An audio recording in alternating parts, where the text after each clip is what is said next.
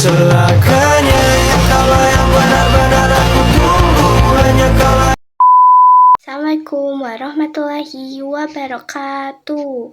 Perkenalkan nami abdi Nabila Regina Putri tik kelas 10 MPLB tilu. Di dieu abdi rek ngadongeng anu judulna Si Kabayan Ngalanangka. Hatur nuhun.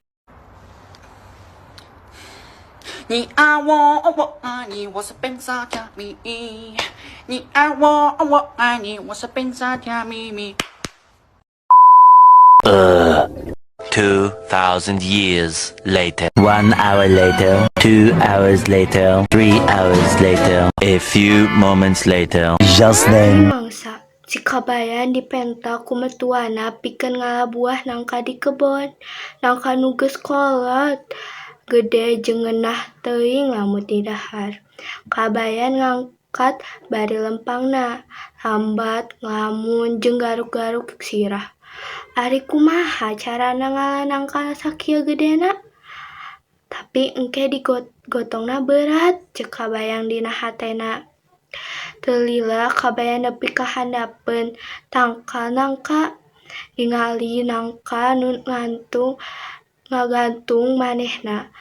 Di batin capek ngagotong, mending didahar di dieu wae, ceuk Kabayang bari sari senyum.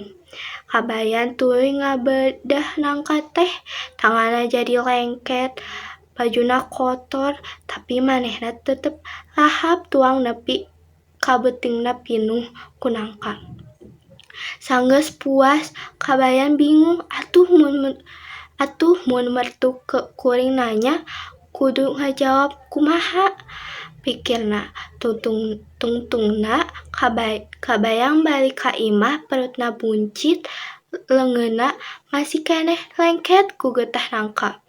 Mertuana nanya, Kabayan mana nangkana? Kabayan ngajawab kalem bari nyengir. Nangkana mah tos ku abdi di bawah, henteu ku leungeun tapi ku beteng. Mertuana ngan ukur geleng-geleng sirah bari ngeus dadak kana tingkah si Kabayan nu sok lucu tapi sok ngajadikeun jengkel. Sakitu ngadongeng ti abdi. Wassalamualaikum warahmatullahi wabarakatuh. Oh my God.